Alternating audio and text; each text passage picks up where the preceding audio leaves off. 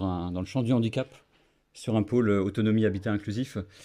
Et c'est vrai que peut-être pour commencer, je voudrais dire que si ce matin, là, tout ce que je viens d'entendre, et puis tout ce qu'on a entendu ce matin, il y a une focale pas mal sur le grand âge, sur les EHPAD, mais je crois qu'il y a pas mal d'intervenants sur le champ du handicap dans la table ronde d'après.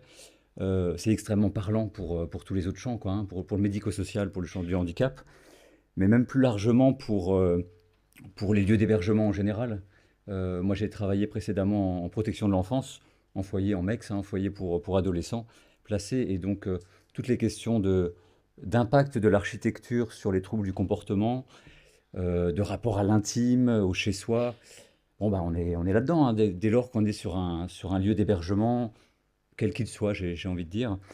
Et par rapport à ce matin, je rebondis encore une fois sur la question, ce qu'évoquait le docteur Karcher en introduction, le fait de parler d'un lieu d'accueil ou d'un accueil ou d'un lieu de vie. C'est vrai que sur certains lieux de vie là, dont je vais parler, moi je vais faire quelques petites illustrations, hein, je vais pas généraliser le propos, mais sur certains lieux de vie sur lesquels je travaille, nous avons des résidents qui sont présents, qui habitent sur place depuis 25-30 ans par exemple, et donc qui ont vu passer des générations de professionnels, parce il y a un turnover évidemment, il y a des gens qui partent en retraite, et donc de fait, voilà, ils sont plus chez eux que le professionnel qui arrive. Même si il y a évidemment une logique organisationnelle, institutionnelle qui s'impose parfois à eux ou aux professionnels. Donc, moi, le pôle sur lequel je travaille, c'est donc un pôle qui est essentiellement non médicalisé, et ça va être tout l'objet là, un peu de ma question, dans le prolongement de ce qui a été évoqué avant. À savoir, donc moi je suis responsable un SAVS et un SAMSA, donc SAVS pour des interventions à domicile. On parle là que de public en situation de handicap adulte, essentiellement handicap mental, déficience intellectuelle légère, troubles psychiques, mais aussi d'autres troubles associés, physiologiques, sensoriels, etc. Donc un SAVS, intervention à domicile, équipe uniquement socio-éducative. Le SAMSA, là on a un petit service sur le centre Alsace, intervention à domicile, là avec une coordination quand même médicale, de santé.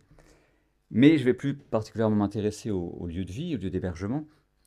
Donc là, on est sur 2 foyers d'hébergement pour des travailleurs en situation de handicap, sur Célestat, donc, qui sont en centre-ville de Célestat, qui accueillent pour l'un 34 résidents, pour l'autre 47 résidents, avec un public très hétérogène, puisqu'on accueille des personnes qui sont censées travailler, qui sont censées être en ESAT la journée ou en entreprise adaptée.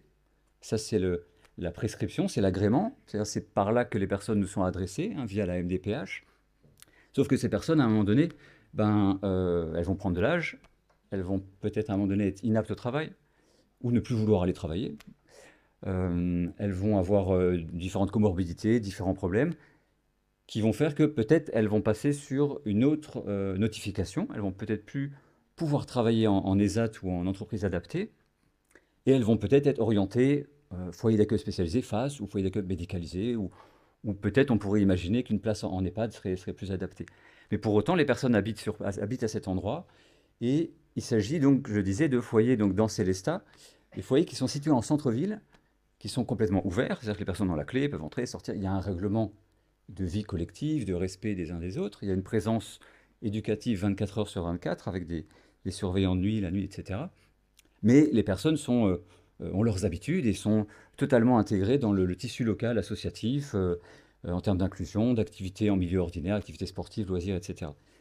Et donc il est extrêmement compliqué quand la situation devient plus complexe sur le plan médical ou qu'on va estimer que l'architecture, en l'occurrence, ou l'accompagnement non médicalisé n'est plus du tout adapté, mais que le résident, quant à lui, est très bien, ou s'estime très bien, dans le centre-ville de Célestat, à pouvoir faire son petit marché, aller boire un coup au bistrot du coin, et puis prendre le train pour aller voir ses copains à Colmar de temps en temps.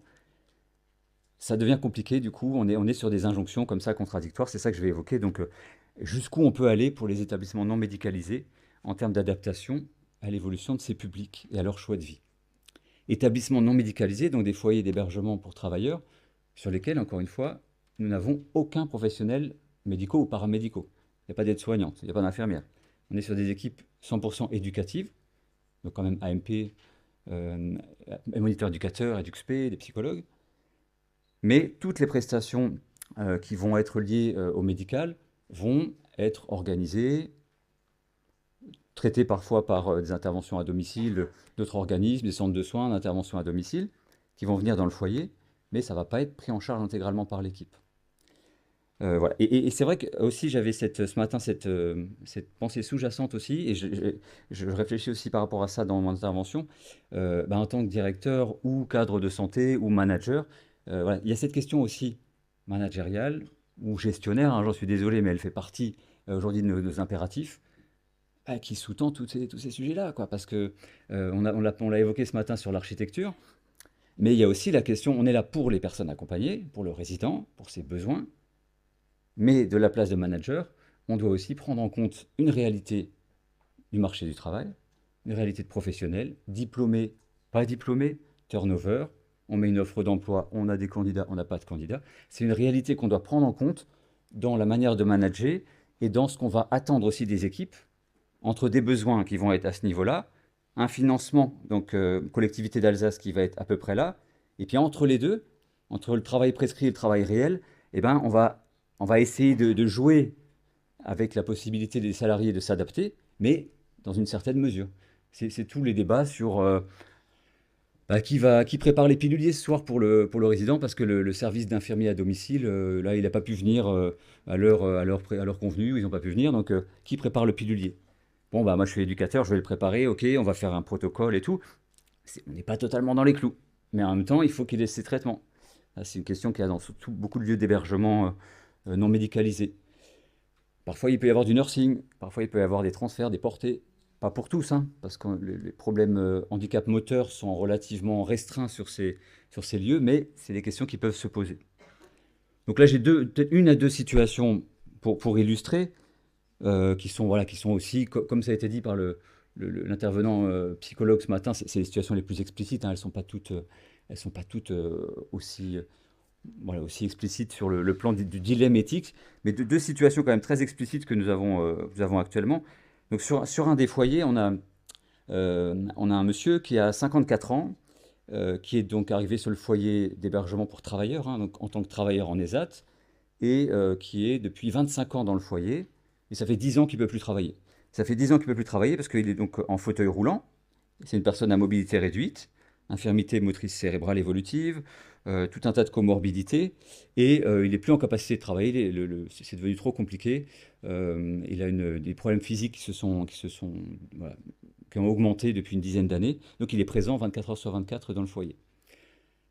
Pour l'alimentation, on est obligé de passer par une alimentation hachée, parce qu'il y a des risques de fausses routes, et il y a tout un tas comme ça de paramètres qui peut-être peuvent vous sembler assez ordinaires sur un milieu médicalisé, mais quand on aborde ça avec une équipe éducative, on est sur des sujets extrêmement sensibles. Donc on peut adapter des prestations pour avoir des intervenants qui vont venir pour faire une aide, par exemple, à la douche, à la toilette, ou ce genre de choses. Sauf qu'à un moment donné, le foyer n'est pas adapté. Il n'y a pas de rail au plafond. Pour circuler, même en fauteuil, c'est compliqué. Dans la douche, c'est très compliqué. Il y a des risques de chute. Et donc, à un moment donné, le prestataire qui intervient pour l'aide aux soins, il nous dit non, moi, j'interviens plus parce que là, j'ai eu 2 accidents du travail. Voilà, j'ai deux salariés qui se sont fait mal au dos parce que vous ne pouvez pas rentrer le lève-personne là dans le couloir, c'est pas adapté, etc. Donc, nous, on ne vient plus. Donc, le résident, lui, il est toujours là. L'espace n'est pas du tout adapté. Il y a un risque pour les accompagnants, parce que du coup, c'est les éducateurs qui vont faire le nursing, qui vont aider pour les toilettes, etc. C'est convenu avec l'équipe de cette manière-là, pour permettre à cette personne de rester dans ce foyer, de circuler, d'avoir ses habitudes de vie dans le centre-ville de Célestat. Mais donc, quand du coup les prestataires extérieurs se retirent, ça devient encore plus compliqué. Et donc là, on est confronté à une limite importante et on va retravailler avec la personne la possibilité d'aller vers un établissement davantage médicalisé. On a aussi la PUI Centre-Alsace des foyers d'accueil médicalisés sur Châtenois, pas loin de Célestat. Hein. Châtenois, on peut se dire, oh, tu peux prendre le bus, c'est pas très très loin et tout, mais c'est quand même, c'est pas dans le centre du village châtenois, c'est à l'écart de la ville, c'est autre chose. Donc quand on arrive à accompagner ce résident vers une visite, peut-être imaginer un accueil temporaire ou se projeter, c'est ce que vous avez dit tout à l'heure en fait. Le résident, il arrive, alors oui, il est en fauteuil roulant, il a une alimentation particulière, il y a une légère déficience intellectuelle, mais il est dans l'interaction verbale, il est dans la socialisation, et quand il arrive en foyer d'accueil médicalisé, celui que je connais donc à Châtenois ou dans d'autres établissements, ben là il nous dit mais là ça va pas être possible. Vous avez vu les autres résidents là? Enfin moi là, les gens ils crient, ils parlent pas, voilà, je comprends pas, je peux pas être dans un endroit comme ça. Les, les salariés, les équipes, là, les éducateurs, ils sont en blouse. Ça a été évoqué tout à l'heure. Donc ça c'est le résident qui nous dit ça, qui nous dit ben là enfin, pour moi c'est pas possible. Et donc même un accueil temporaire, voilà non, là vous repartez avec moi quoi. Quand on fait la visite, vous me ramenez au foyer, on repart ensemble quoi. Alors se rajoute là-dedans parfois la dynamique familiale.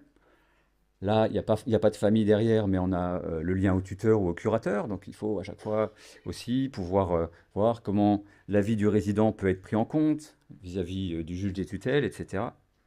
Et donc, qu'est-ce qu'on fait à partir de là? Donc là, pour ce résident, là, sur cet exemple-là, c'était la question bah, qui a été évoquée tout à l'heure. Est-ce qu'on sécurise? Est-ce qu'on sécurise parfois en contraignant?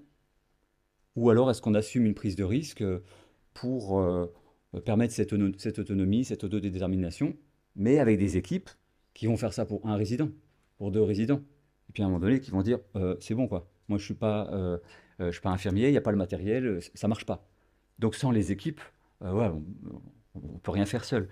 Et donc cette question, elle va être poussée au maximum du possible, en lien avec les équipes, hein. Et alors en l'occurrence pour cette situation-là, on a pris la décision du coup tout récemment de sécuriser du coup. Et c'est-à-dire que là, on a imposé à la personne, en lien avec le tuteur curateur, de rejoindre un établissement médicalisé, le foyer de Châtenois. C'est pareil, on parle maintenant de prestations, peut-être sur les secteurs enfance, tout à l'heure on parlera de Séraphin PH. Euh, Là, on n'en est pas encore là, on en est encore à des histoires de place. Et quand il y a une place qui se libère sur un foyer pour adultes, médicalisé, ben, c'est une opportunité, quoi. Et donc là, en l'occurrence, la personne, on lui a expliqué, on l'a accompagnée, on a pris un temps de lien avec elle, et on a dû la contraindre pour qu'elle intègre ce foyer médicalisé, parce que c'était plus du tout gérable sur notre établissement non médicalisé. Ça, c'est un premier exemple. Et puis un deuxième exemple, j'irai pas plus loin, deuxième exemple, aussi relativement complexe. On est avec une personne qui a 36 ans, qui est sur un autre foyer médicalisé foyer non médicalisé, pardon, donc pour travailleurs de Célestat, qui travaille en ESAT quand il arrive, pareil, dans le foyer. Et puis, pareil, inaptitude. On est sur une personne là qui est pas en fauteuil, du coup, hein, qui est au contraire physiquement très dynamique, déficience intellectuelle légère, mais par contre des tas de pathologies. Donc au départ, mucoviscidose, maladie génétique, une double greffe pulmonaire à l'âge de 18 ans. Puis donc du coup la lourdeur des traitements anti-rejet qui accentue un certain nombre d'effets, notamment sur les reins, avec donc, nécessité d'être dialysé 3 fois par semaine à Colmar, donc on est à Célestat, donc plus de travail, mais une présence au foyer, non médicalisée je rappelle, avec ce bip tranquille, hein, alerte voilà, si besoin, puisqu'il n'y a pas toujours quelqu'un à proximité, hein, on est sur des chambres individuelles ou des petits studios dans le foyer, donc il n'y a pas une vigilance 24/24 auprès de chaque résident. Et donc, pareil, une situation de santé qui se dégrade, même si cette personne a 36 ans. Et toujours, pareil, cette question, on fait des visites, exactement comme l'autre personne, on accompagne cette personne pour faire des visites. Et là, bon, bah, jeune homme de 36 ans, c'est pareil, il arrive sur des établissements du 68, du 67. Alors lui, il nous dit, mais là, ils sont handicapés, là. En fait, le foyer où vous m'emmenez, ils ont un handicap, les gens, là. Bah oui, ouais, il y a un handicap visible. Toi, tu n'as pas de handicap visible, mais les situations de santé fait que euh, c'est trop compliqué, quoi. La prise de risque est trop importante. Et donc cette personne, elle a appris récemment en plus il ne pourrait pas être greffé. Du coup, il était en attente d'une greffe rénale du fait d'une dégradation des états pulmonaires.